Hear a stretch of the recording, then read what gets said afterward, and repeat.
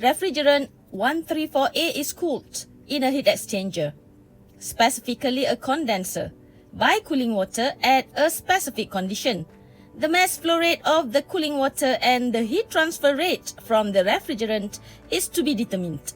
But before that, we must first specify reasonable assumptions for simplifying the analysis. The system is assumed undergoes a steady flow process.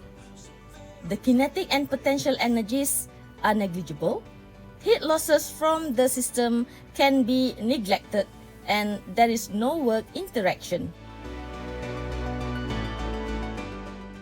Under the stated assumptions, the mass and energy balances for the steady flow system can be expressed in the rate form. For each fluid stream, since there is no mixing, thus the mass flow rate at inlet 1 equals to the mass flow rate of outlet 2, and they are equal to the mass flow rate of the cooling water.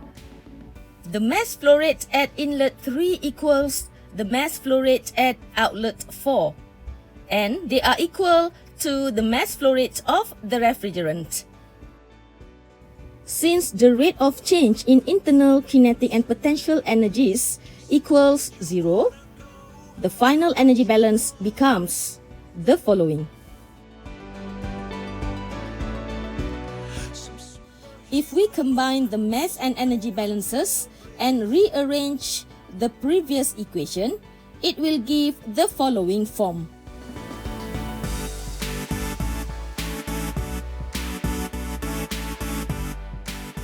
Based on the latest energy equation, we need to determine the enthalpies at all four states.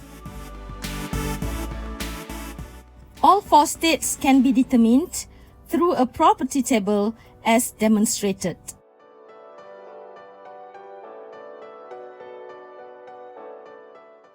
A temperature versus enthalpy diagram is sketched to facilitate us in the process.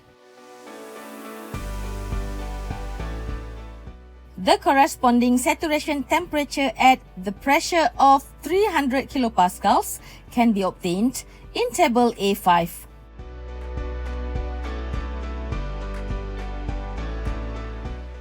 Which is 133.52 degrees Celsius.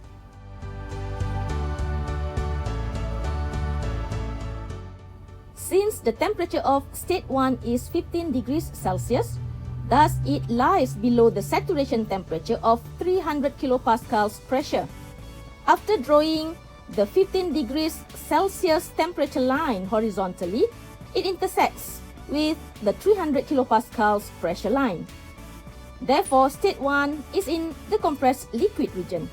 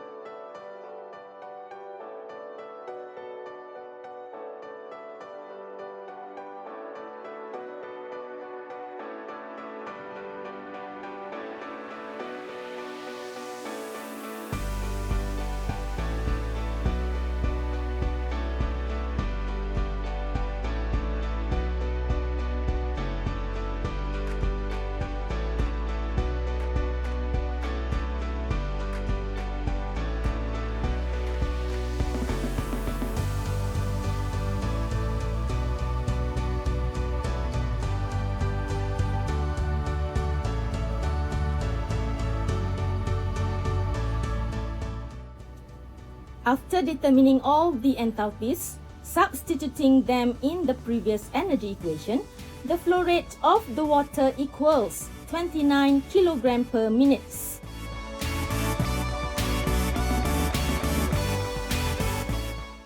To determine the heat transfer from the refrigerant to the water, we must choose a control volume whose boundary lies on the heat transfer path. We choose the volume occupied by water as the control volume.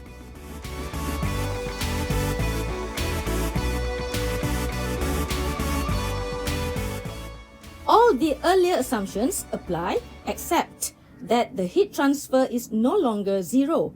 Then, assuming heat to be transferred to water, the energy balance for this single-stream steady flow system reduces to the following.